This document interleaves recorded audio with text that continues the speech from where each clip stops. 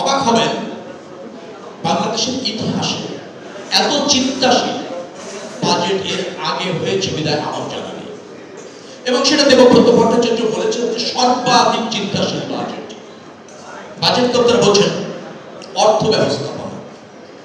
সরকারের দুটি গুরুত্বপূর্ণ কাজ থাকে, একটা হচ্ছে জনব্যবস্থাপনা আর একটা হচ্ছে অর্থ ব্যবস্থাপনা। অর্থ ব্যবস্থাপনা যদি সুফল মানুষ পায়, ওই সরকার প্রায় 80% সফল হয়ে যায়। তার জন্য একটা চিন্তাশীল জন প্রত্যাশামুখী বাজেট দেওয়া হয়েছে, সবাই অ্যাপ্রিশিয়েট করেছে। খোকন ভাই ঠিকই বলেছেন, সংখ্যা করছে আমরা এটা বাস্তবায়ন করতে পারবো তো? ডেফিনেটলি সেই পাড়ার অঙ্গীকার আমাদের রয়েছে এবং সেই লক্ষ্যেই মাননীয় প্রধানমন্ত্রী একটা দক্ষ কার্যকর ক্যাবিনেট গঠন করেছেন।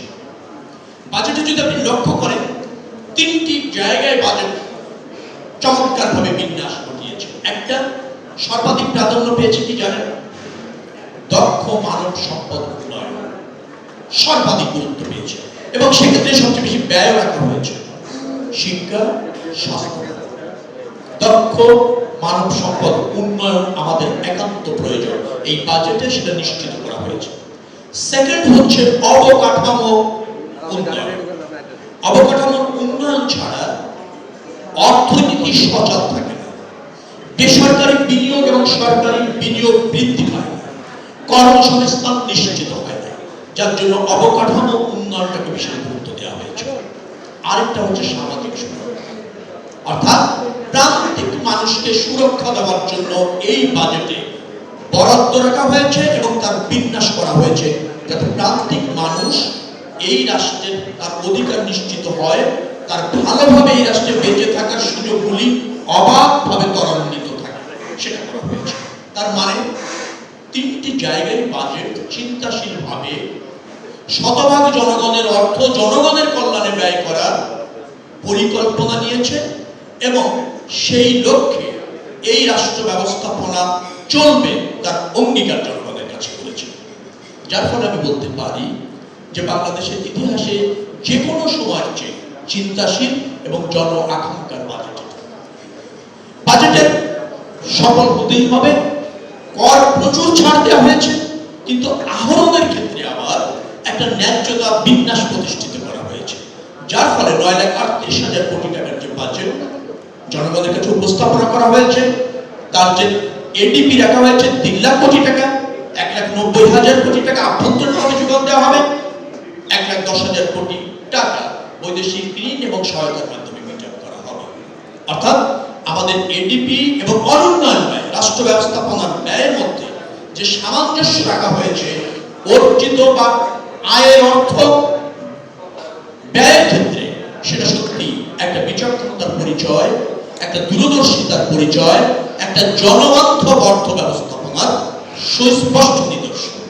যার ফলে আমি মনে করছি যে দায়িত্ব আপনারা আমাদের উপর দিয়েছিলেন দেশের জনগণ, তা জননেতা তারেক রহমানের সরকার সঠিক ট্র্যাকে থেকে সঠিকভাবে নিশ্চিত করতে চলেছে।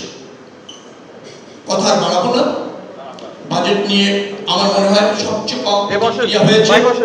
দুই একজন যারা রাজনৈতিক কারণে বিরোধিতা করা দরকার তারা একটু সমালোচনা করতে চেয়েছে, কিন্তু চেয়েও তারা খেয়ে হারিয়ে ফেলেছে, কোনো উপাদান পাননি, উপাদান উপস্থাপন করতে পারেননি।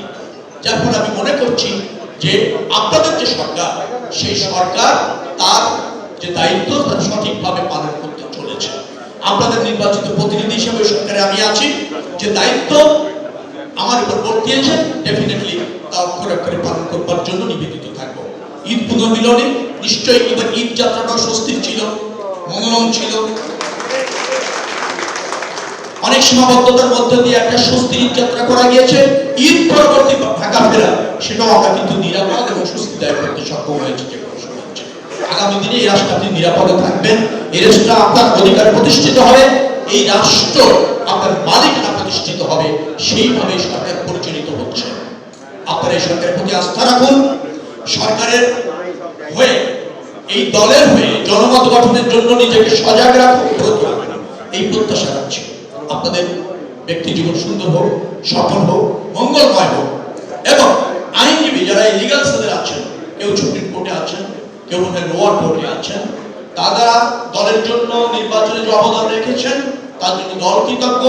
আপনারা এই একই ধারা অব্যাহত রেখে আগামী দিনের বাংলাদেশ বিনির্মাণে আপনাদের মেধা যোগ্যতার প্রয়োগ ঘটাতে সচেষ্ট থাকবেন, এই প্রত্যাশা শেষ করছি।